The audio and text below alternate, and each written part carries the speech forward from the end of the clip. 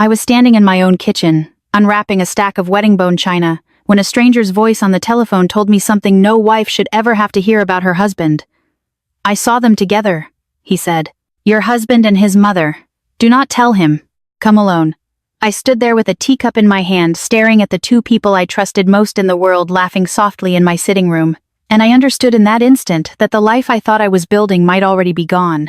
My name is Beatrix Fairfax, and 7 days earlier my husband Alistair and I had completed on the house of our dreams, a double-fronted Georgian property with a conservatory and a garden border I had already mapped out in my head for runner beans and hydrangeas. I had put down most of the deposit myself, an inheritance from my father, a man who spent 30 years teaching A-level chemistry at a local grammar school and never once complained about the modest life it gave him. He left me enough sterling to make this property possible. And when I signed the completion papers, I remember thinking that he would have been incredibly proud. I remember thinking that finally, at 40 years old, I had built something brilliantly permanent. The call came on a Tuesday afternoon while cardboard boxes still lined the hallway and the smell of fresh Faro and ball emulsion hung in the air. I didn't recognize the mobile number, so I almost let it go straight to voicemail. Something made me answer. "Mrs. Fairfax, this is Arthur Pendleton. I sold you the property." I remembered him instantly, a soft-spoken gentleman in his 70s, a retired electrical engineer with kind eyes and a slight tremor in his hands when he shook mine at the estate agent's office. He had lived in that period house for 31 years with his late wife, and when he handed over the front door keys, he told me he hoped it would treat me as well as it had treated them. "Mr. Pendleton, is everything all right?" There was a pause long enough that I thought the line had dropped.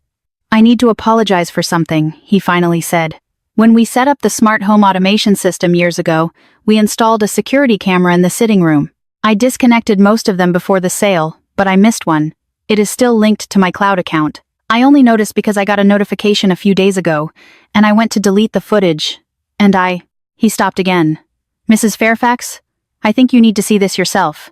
My stomach tightened, though I couldn't have told you exactly why. "See what?" I would rather not say over the telephone. "I saved everything to a flash drive. Please come to see me, alone. Do not say anything to your husband yet." His voice dropped lower, careful, almost protective. "Please, come alone."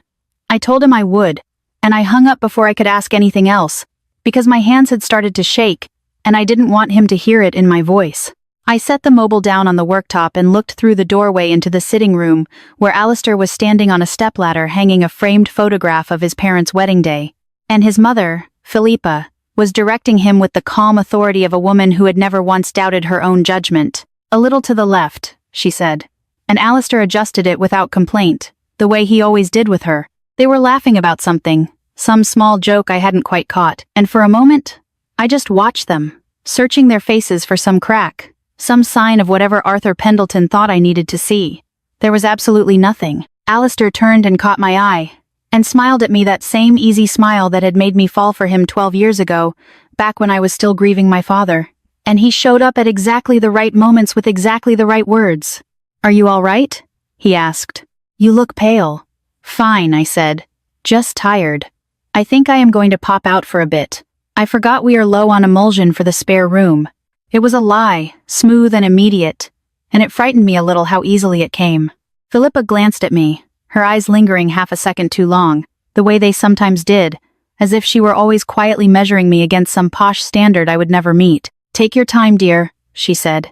"We will finish up here." I grabbed my car keys and my handbag and walked out to the motor with my heart hammering against my ribs, and I sat behind the steering wheel for a full minute before I could make myself turn the ignition. I told myself it was nothing, a silly misunderstanding. Maybe Arthur Pendleton had simply seen Alistair and Philippa moving antique furniture, or measuring for bespoke curtains, or doing any of the 100 mundane things people do when they are settling into a new home. I told myself there was a perfectly reasonable explanation, because that was easier than the alternative, but some part of me already knew. Some part of me had known for a while in the way you know a storm is coming over the moors before the sky actually turns, the small hesitations. Before Alistair answered certain questions, the way Philippa had insisted on being there for the final viewing, the way both of them had grown a little too comfortable, a little too fast in a house that had my father's hard-earned sterling holding up its foundation. I pulled out of the drive and looked once in the rearview mirror at the house. My house, I reminded myself, glowing gold in the late afternoon light, looking exactly like the future I had planned for myself. I didn't know yet that I was driving toward the moment that would end my marriage. I only knew that whatever waited for me at Arthur Pendleton's front door, I needed to see it with my own eyes. Arthur Pendleton's new place was a small terraced let on the other side of the borough, the kind of tidy, quiet house that belongs to a man who has spent his whole life being careful. He opened the door before I even knocked, as though he had been watching for my car, and the look on his face told me this wasn't going to be the misunderstanding I had hoped for on the drive over. "Thank you for coming," he said, stepping aside to let me in. "I wasn't sure you would. You made it sound frightfully important." "It is." He led me to a small kitchen table where a laptop was already open, the screen dark, waiting. "Please sit." I sat, and I noticed my hands were cold despite the warm summer afternoon, and I folded them together in my lap because I didn't want him to see them trembling. Arthur lowered himself into the chair across from me with the careful movements of a man whose knees had given him trouble for years, and he was quiet for a moment before he spoke again. "I want you to understand something first," he said. "I am not a man who goes looking for other people's business. I built that camera system myself years ago, mostly for my wife's peace of mind when I traveled to the continent for work. When we sold the property, I disconnected every camera I could remember. I missed one, the one behind the bookshelf in the sitting room wired into a main socket I forgot even existed. I only found out it was still active because my cloud storage sent a notification that it was full." He paused. "I went to delete the footage and then I watched it, and I couldn't in good conscience delete it without showing you first." "Show me," I said, because I couldn't bear the painful waiting anymore. He turned the laptop toward me and pressed play. The footage was time-stamped from 4 days earlier, a Friday afternoon when I had been at the firm finishing a project that had kept me late into the evening.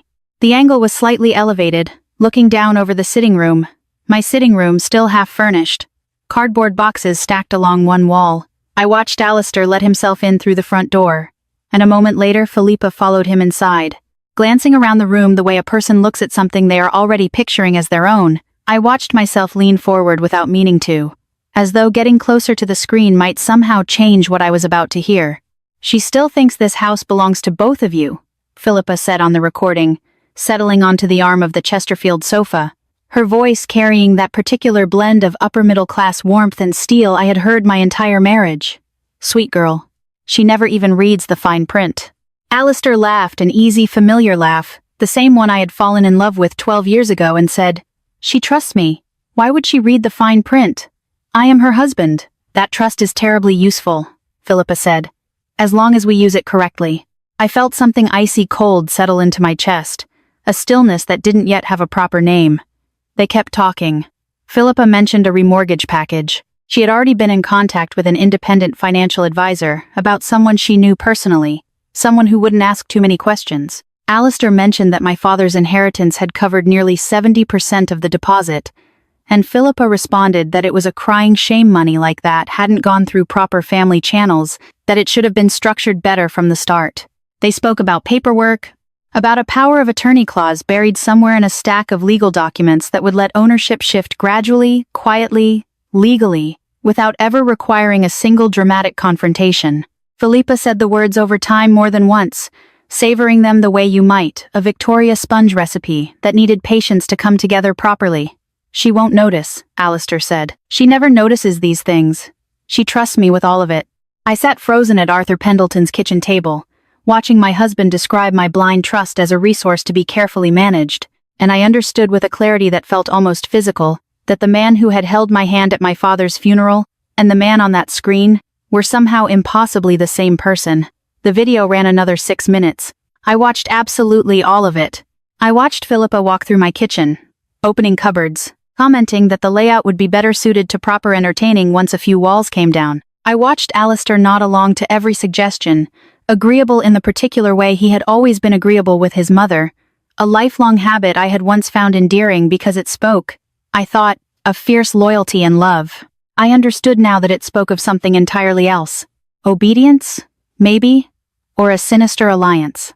When the footage ended, Arthur closed the laptop gently as though closing it too fast might hurt me further. "I copied everything onto a flash drive," he said, sliding a small USB stick across the table toward me. "Every angle, every date, everything the camera caught. I don't know what is going on in your marriage, Mrs. Fairfax, and it isn't my place to guess. But a house holds people accountable to nothing except what is documented. I thought you should have this before anyone decides to erase what actually happened inside those walls. I picked up the drive and held it in my palm, small and light, barely the weight of a Yale lock key, and yet it felt like it might tip the entire foundation of my life. "Thank you," I said, and my voice came out steadier than I ever expected. "I don't know how to repay this." "You don't owe me a single quid," he said. "I sold that house because my wife and I made a lovely home in it, and I would hate to think of someone taking that same chance away from another family through a pack of lies." He walked me to the front door, and just before I stepped out into the fading twilight, he said one more thing quietly, almost like a stark warning. "You still have time, Mrs. Fairfax. Whatever you decide to do, you still have time to do it right." I drove home with the USB drive tucked securely into my trench coat pocket, my hand resting over it at every red traffic light, as though it might magically disappear if I let go. And somewhere on that quiet drive back to the property I had paid for with my father's memory, I made a firm decision. I wasn't going to confront them. Not yet.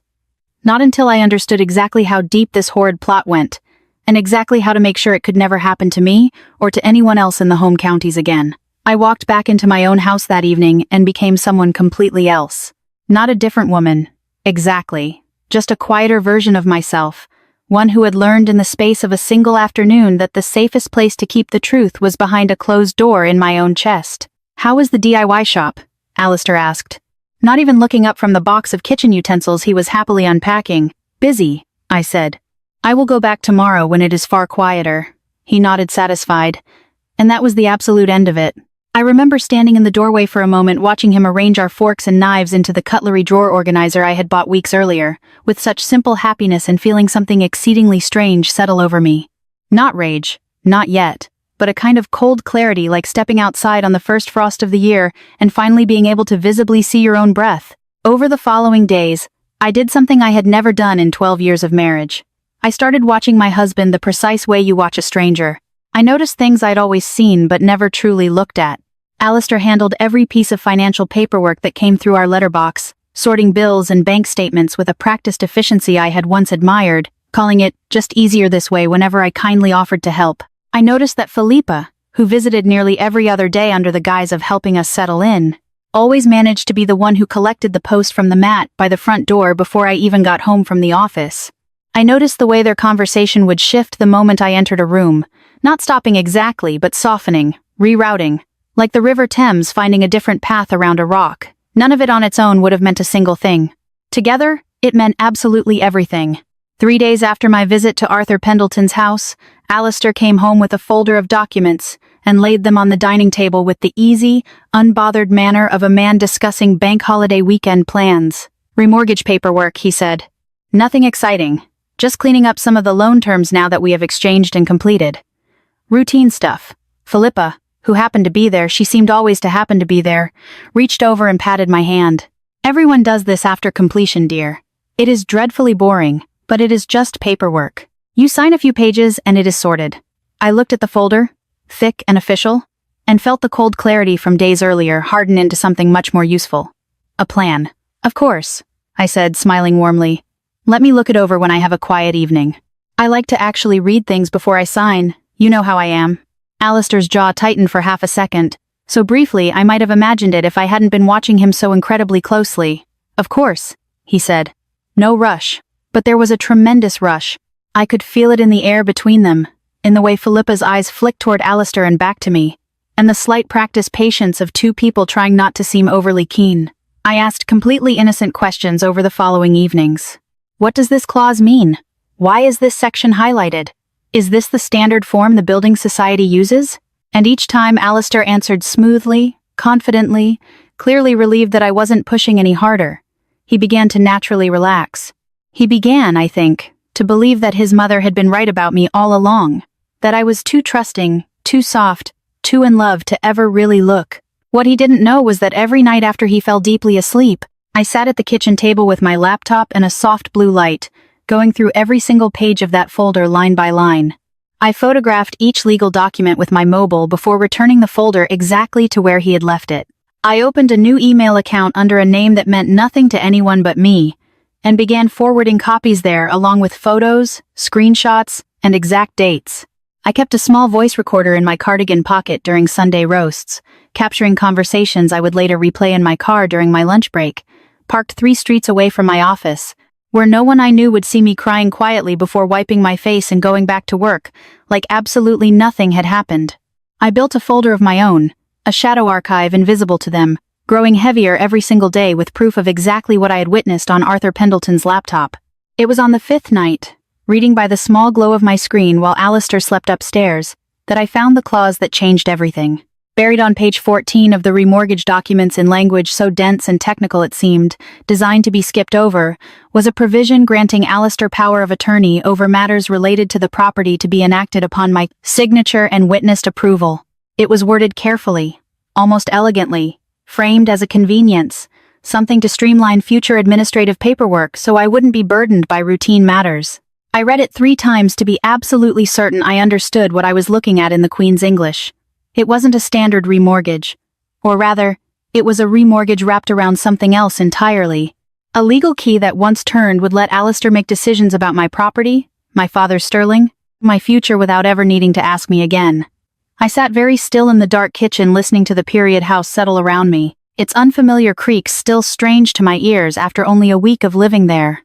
I thought about my dear father. About the quiet, careful way he had saved his wages over 30 years of teaching chemistry to teenagers who mostly didn't care. I thought about how he used to tell me that the surest way to lose something valuable wasn't a brutal theft. It was trust handed to the wrong person without ever checking where it landed. I closed the laptop, and for the first time since that dreadful phone call, I allowed myself a small, grim smile in the total darkness. They actually thought I was signing away my future. I was about to make sure I never lost it at all. I found Barnaby Sterling's name, the way most people find conveyancing solicitors when they are afraid to ask anyone they know. A late-night search on my mobile in bed with the screen brightness turned all the way down so the light wouldn't wake Alistair beside me. Property solicitor. 26 years of successful practice. Reviews that used glowing words like discreet and thorough. I called his office the next morning from the car park of the Waitrose supermarket. My heart pounding as though I were doing something shameful instead of something absolutely necessary. And I asked for the earliest appointment available that didn't require me to explain myself to a receptionist. Barnaby Sterling's office was small and unglamorous, tucked above a dry cleaner's on a quiet high street, and I liked him immediately for exactly that reason. Nothing about him seemed interested in falsely impressing me. He was maybe 58, gray at the temples with the unhurried manner of a man who had seen every version of the story I was about to tell him, and had stopped being surprised by any of them years ago in his legal career. I brought absolutely everything.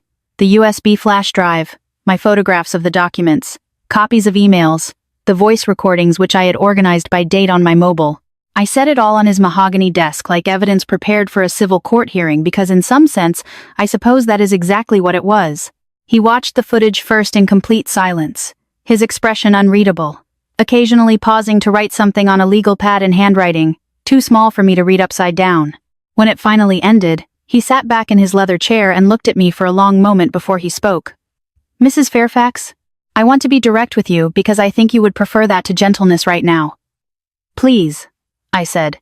"This is not a routine remortgage. The power of attorney clause on page 14, if signed and witnessed, would give your husband broad authority over decisions related to the estate, not immediately total control, but enough scaffolding that over time with a few more carefully worded deeds, he could transfer ownership, take out further loans against the equity, or sell the property, all without requiring your active participation in each step. It is expertly built to look utterly harmless. It is built to be signed by someone who implicitly trusts the person handing it to them and doesn't read past the first paragraph." I felt my hands tighten aggressively in my lap. "So, it is completely legal? On its face? Yes, that is exactly what makes it bloody dangerous. There is absolutely nothing illegal about a spouse asking another spouse to sign paperwork. British property law generally assumes that if you signed something, you understood it, which means the only real protection you have is simply not signing it, and making very sure they cannot quietly force the issue another devious way, can they? Not if we move rather quickly." He tapped his fountain pen against the pad. "I can file protective measures with the land registry today. A restriction on the title, updated deed language, and a formal record establishing you as the sole party with legal authority to approve any transfer or encumbrance on the property. It won't stop them from merely asking you to sign anything. But it will mean that even if you did sign under pressure or without fully understanding, any transfer would require your personal verified appearance and separate legal counsel review before it could be finalized. In plain English terms, I am building a brick wall around the house that only you can open. Relief moved through me so suddenly it was almost dizzying. But underneath it sat something far harder. Something that had been growing since the night I first read that vile clause by the glow of my laptop screen. I want more than a wall, Mr. Sterling. I want them to understand exactly what they tried to do. I want it formally documented. I want it undeniable. He studied me for a moment, and something shifted in his stoic expression. Not surprise exactly, but a kind of quiet professional respect. Then we do this very carefully. You continue exactly as you have been. Do not refuse to sign. Do not confront them. Let them believe they are incredibly close to finishing what they started. The more comfortable they become, the more they will say. And the more they say, the stronger your legal position undeniably becomes. In the meantime, I file everything necessary to make sure that no matter what happens at that dining table, nothing actually transfers without going through me first. I left his office that afternoon with a folder of my own, now carbon copies of every legal filing he had promised to submit that week, and I drove home rehearsing quietly the version of myself I needed to keep flawlessly performing. Grateful wife, trusting wife, a woman slowly, sweetly coming around to signing away a life she didn't yet know was already legally armored against them. It worked far better than I expected. Within 2 days, Alistair's demeanor had shifted from cautious to utterly comfortable. The tightness I had noticed around his jaw during our first conversation about the paperwork was now entirely gone. He began speaking more openly at supper, mentioning offhand that maybe once things were settled, he would finally get quotes for that home study he had always wanted in the cellar. Philippa, sensing victory the way she seemed to sense everything, began arriving with paint swatches and Laura Ashley furniture catalogs, holding them up against my walls with the proprietary confidence of a woman decorating a house she already considered hers. I watched them build their smug comfort like a house of cards, one relaxed conversation at a time, and I said absolutely nothing to disturb it. On a Thursday evening, Philippa mentioned almost casually that she knew a solicitor who could pop round to the house directly to witness the signatures. So much easier than driving into the high street, dear. Especially with how dreadfully busy you have been. I let a beat of hesitation pass, the kind a woman might show when finally letting go of something she had been holding too tightly. And then I smiled. Monday, I said. Let us do Monday. I will have the whole weekend to feel perfectly settled about it. Philippa's face lit with something terribly close to triumph. Alistair reached over and squeezed my hand, and I let him, and I smiled back at him with an ease that would have terrified me a week earlier because I understood now, watching his relieved, satisfied face, that I was no longer the woman standing in the way of his ghastly plan. I was the woman closing the steel trap around it. The days between Thursday and Monday passed strangely stretched thin by a tension only I seemed to feel. In the house, everything looked like perfect domestic happiness. Alistair happily hummed while he made a pot of tea in the mornings. Philippa arrived nearly every afternoon now, tape measure in hand, murmuring about where a Chesterfield sofa might go once we open up this space a little, as though the plaster walls themselves already belonged to a future she had already arrogantly decided on. I let them blindly talk. I let them confidently plan. I poured Earl Grey tea, and nodded at fabric swatches, and asked polite questions about square footage. And underneath all of it, I kept my mobile recording in my cardigan pocket, kept my eyes open, kept building the case that Barnaby Sterling would later call with quiet professional understatement, one of the more thorough evidentiary files I have seen from a client who wasn't a barrister herself. On Friday evening, Alistair started talking about renovations with a brazen openness he had never shown before we married. He wanted to knock down the structural wall between the kitchen and the dining room. He wanted a home study in the cellar, maybe a drinks cabinet for entertaining his university mates, the ones who still called him by the posh nickname he had had at 22. He talked about all of it, with the loose, easy confidence of a man discussing a property he no longer thought of as jointly owned, but simply his, with me as a pleasant, cooperative presence somewhere in the background of his grand designs. We could even look at getting a little cottage in the Cotswolds eventually, he said, refilling his claret glass, once things are more flexible financially. Flexible, how? I asked, keeping my voice light, curious, the voice of a woman who still believed she was simply along for the countryside ride. Oh, once the paperwork is finalized, there is more room to make moves. Remortgage again down the line, Maybe pull some equity for stock investments. Nothing for you to worry your pretty head about. He smiled at me over his crystal glass. And I smiled back. And I thought about Arthur Pendleton's camera behind the bookshelf, still capturing everything, still quietly telling the absolute truth, even when no one in the room wanted it heard. Saturday brought Philippa in full force, moving through my kitchen with a staggering confidence that had stopped bothering to disguise itself as guest-like politeness. She opened the larder and boldly rearranged 2 shelves for better flow. She stood in the center of the sitting room, hands on her tweed hips, and told Alistair that the fireplace surround would need to be completely replaced. Something with real period character, not this builder-grade nonsense. The exact way you would speak about a Victorian house you already owned outright, not one still legally standing in another woman's name. It was Sunday evening, the night before the scheduled signing, that gave me the piece of damning evidence I hadn't even known I was still crucially missing. Alistair found me in the kitchen washing the last of the Sunday roast dishes, and he came up behind me wrapping his arms around my waist in a gesture so familiar, so achingly ordinary, that for one unguarded moment, I nearly forgot everything I knew about him. He kissed the side of my head and murmured low and warm, thinking he was speaking only to me, thinking he was speaking to a woman who trusted him completely. "Once everything is transferred," he said, "you won't even have to think about any of this tedious administrative nonsense again. You will just wake up one day and it will all be handled. You won't even realize how it happened. That is the whole point. I want to protect you from having to deal with all this financial stress." I kept my hands moving in the fairy liquid soapy water, kept my breathing completely even, and somewhere in my cardigan pocket the small recorder captured every single word. "That sounds lovely," I said. And I meant it to sound soft, grateful, the voice of a woman being properly cared for. Only I knew what those words actually were.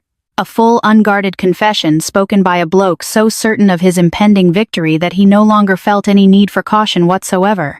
Monday morning I met Barnaby Sterling one final time before work in the car park of Acosta Coffee, 3 villages away from anywhere either of us was known.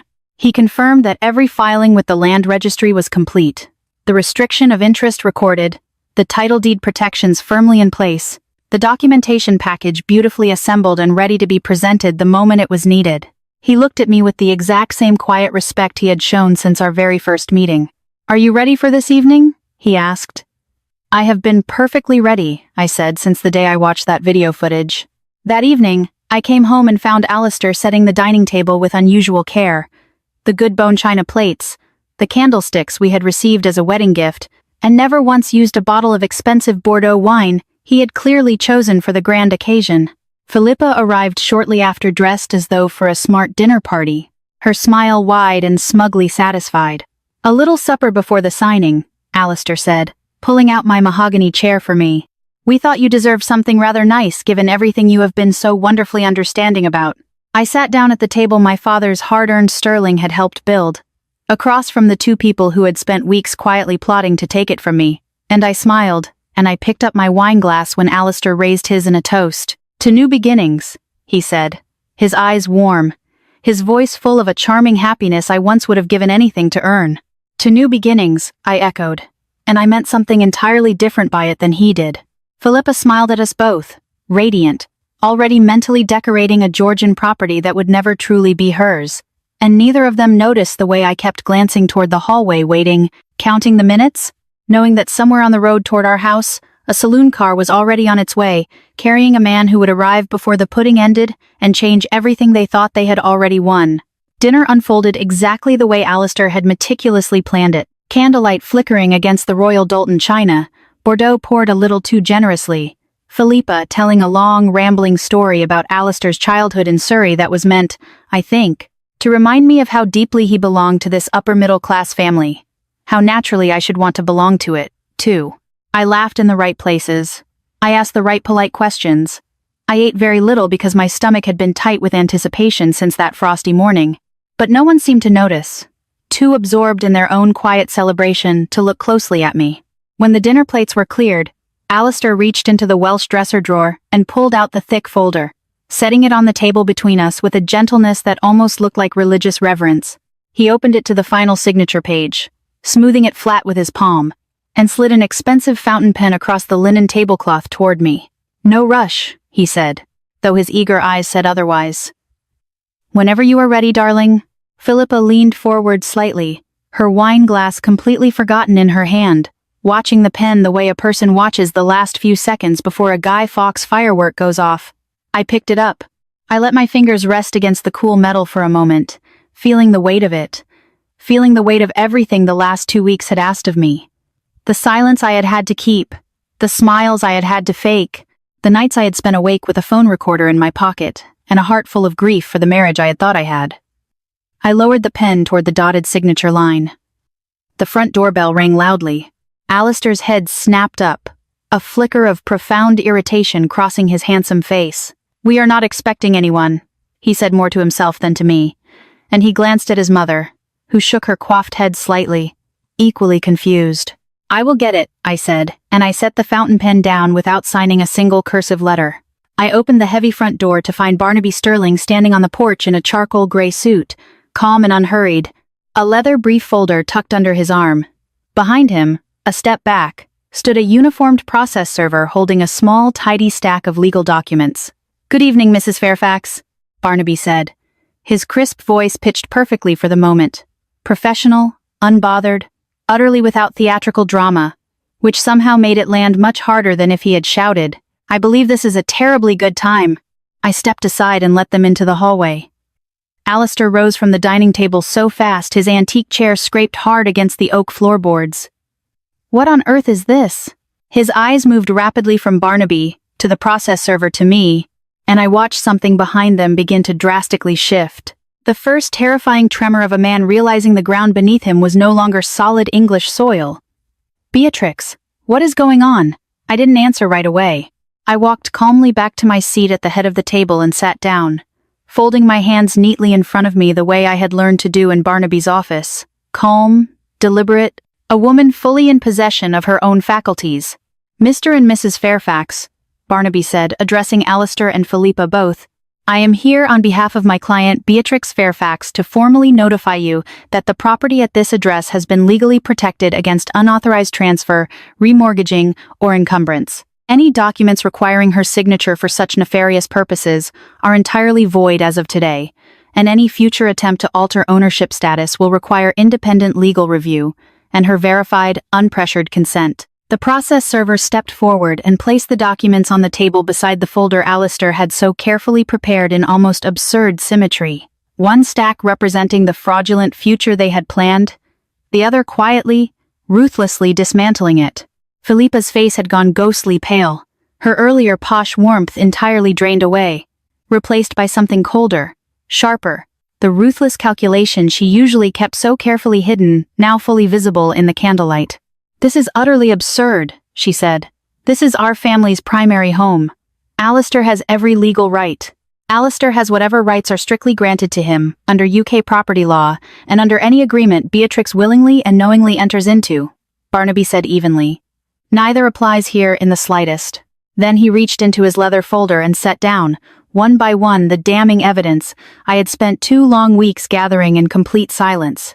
Printed transcripts of the security footage from Arthur Pendleton's camera, clear screenshots of the remortgage documents with page 14 circled in red ink, copies of emails between Philippa and the independent financial advisor she had contacted without my knowledge, and finally, a small digital device, the voice recorder, which Barnaby pressed play on, filling the dining room with the sound of Alistair's own voice from the night before, warm and unguarded, saying words he never imagined would be replayed in front of a process server at his own dinner table. "Once everything is legally transferred, you won't even have to think about any of this again.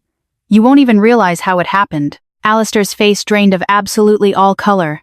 Philippa sat frozen, staring intently at the recorder as though it were a venomous snake that had betrayed her personally. "How long have you known?" Alistair asked, his voice noticeably quieter now, stripped entirely of its earlier arrogant confidence, almost pathetic and pleading. I looked at him, really looked the way I hadn't allowed myself to since that very first phone call, searching one last time for some trace of the man I had married, the one who held my hand tightly at my father's funeral, the one I had trusted with everything I had left in the world. "Long enough," I said. The words hung heavily in the room, simple and terribly final. And I watched something in Alistair's expression finally, irrevocably break. Not surprise, not even endure, yet just the slow, sinking, awful understanding of a bloke who had spent weeks so certain of his own brilliant success that he never once considered the woman across the table might be watching him just as carefully as he had been watching. Here. Philippa opened her mouth to speak, then snapped it closed again, her eyes moving frantically over the legal documents on the table, with the desperate calculation of someone searching for an exit that no longer existed. The candlesticks were still burning. The Bordeaux wine was still half full in our crystal glasses. And somewhere beneath the ruins of the grand celebration Alistair had planned so carefully, I felt something I hadn't expected to feel quite yet. Not triumph, exactly, but a quiet, settling certainty that whatever came next, I would bravely face it, standing on ground that was finally and undeniably my own. For a painfully long moment, no one at the table moved a muscle. The candles burned lower, wax pooling unevenly against the good bone china we had never once used before that night, and the heavy silence stretched until Alistair finally found his voice again, though it came out smaller and weaker than I had ever heard it. Beatrix, this isn't what it looks like.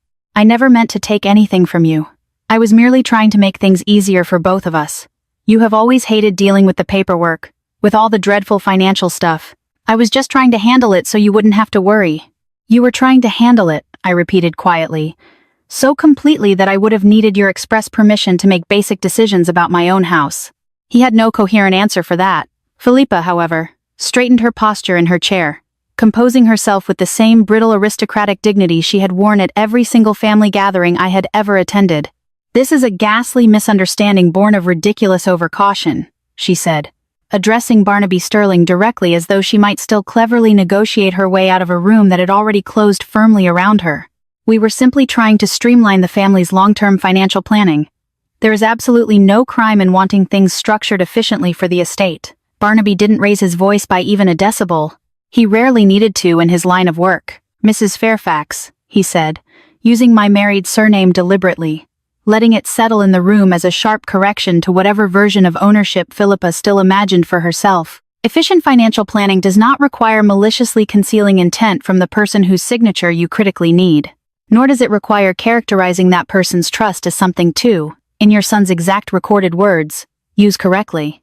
I have that firmly on the recording as well. Should you like me to play it again? Philippa's mouth pressed tightly into a thin, angry line. She said nothing further. The process server stepped forward with quiet procedural calm and confirmed what Barnaby had already painstakingly explained, that the Georgian property remained solely mine, that any financial authority Alistair may have believed he was gaining through the remortgage paperwork had been formally revoked and blocked before it could ever take effect, and that further legal action, should I choose to vigorously pursue it, remained entirely available to me. Alistair's face throughout all of this moved through something closely resembling grief, though I found I couldn't fully trust that emotion either. Not anymore. Perhaps it was simply the selfish grief of losing what he had ruthlessly planned. I didn't know, and for the first time in 12 long years, I realized I didn't need to know. It wasn't my wifely responsibility to understand him anymore. They left the premises within the hour. Alistair packed 2 large suitcases in near total silence, moving through the master bedroom we had shared for barely 3 weeks with the stiff, careful motions of a man desperately trying to preserve some final shred of dignity. Philippa waited by the front door, arms firmly crossed, stubbornly refusing to look at me, though just before she stepped outside into the chilly night air, she turned and said in a voice stripped of all its earlier faux warmth, "You will regret this entirely. Family is family, Beatrix. You will learn that the dreadfully hard way, sitting all alone in this massive house. I already have a family," I said. "The one my dear father built for me. And this lovely house is part of what he left me. Not something I am willing to just hand over to protect selfish people who were never genuinely protecting me back." She didn't bother to respond. The heavy front door closed firmly behind them both, and the sound of its quiet, final, ordinary click was somehow louder than absolutely anything that had happened all evening. I stood completely alone in the front hallway for a terribly long time after they had gone, listening to the old period house settle around me, the exact way it had on that first, strange night with Arthur Pendleton's USB drive sitting incredibly heavy in my trench coat pocket. I walked slowly through each room, the way you might walk through a property you were viewing for the very first time, though nothing about it had physically changed. The same original hardwood floors my father would have run his hand along, admiring the Victorian craftsmanship. The same kitchen sash window that caught the morning light exactly the way I had imagined when I first saw the estate agent's listing photos. The same sitting room where a small hidden security camera behind a bookshelf had quietly, faithfully told the absolute truth when nobody else would. It didn't feel like the property had changed. It felt like I finally understood what had been fundamentally true about it all along. That it was mine fully and completely, in a way it had never quite felt before that shocking phone call, before that awful video, before I learned exactly what I was fiercely capable of when everything I loved was threatened. I rang Arthur Pendleton the next morning mostly to properly thank him again, though I think what I really wanted was simply to hear a kind, familiar voice after everything. He was quiet for a moment when I told him how it had all ended, and then he said something profound I have carried with me ever since. Houses hold on to the truth much longer than people do, Mrs. Fairfax. I am just immensely glad this one still had a little truth left to give you. I think about that frequently now. In the month since, I realize how disastrously close I came to signing away everything my father worked his whole life to generously give me, simply because I trusted the wrong smile at the wrong dining table. I think about how love, real proper love, doesn't need to be protected through deceitful secrecy, through complicated paperwork slipped quietly past someone who trusts you far too much to read the fine print. I think about how the truest kind of modern partnership is built completely in the open, not behind a mother-in-law's carefully arranged furniture catalogs, or a husband's practiced, slick reassurances. I still happily live in that house. I have since put in the heritage tomato veg patch I always planned, and some mornings I sit in the conservatory with my pot of tea and watch the sunlight move slowly across the lawn, and I think about how tragically easily I could have lost all of it. Not just the brick walls and the sash windows, but the quiet, hard-won peace of finally trusting my own eyes over absolutely anyone else's empty words. If you were in my difficult position, I wonder what you would have done differently, or exactly the same. I would love to hear your thoughts in the comments below, and to know where in the world you are watching from tonight. We have so many more dramatic stories like this one to passionately share with you, so please subscribe so you never miss a compelling moment like this. Thank you for staying with me until the very end. Let us keep walking this road together.